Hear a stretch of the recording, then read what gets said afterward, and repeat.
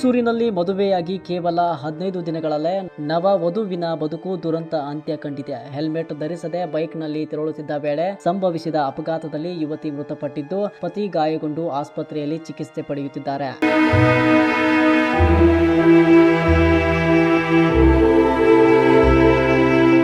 ಮೈಸೂರು ತಾಲೂಕಿನ ಮಾಕನಹುಂಡಿ ಗ್ರಾಮದಲ್ಲಿ ಈ ದುರ್ಘಟನೆ ನಡೆದಿದೆ.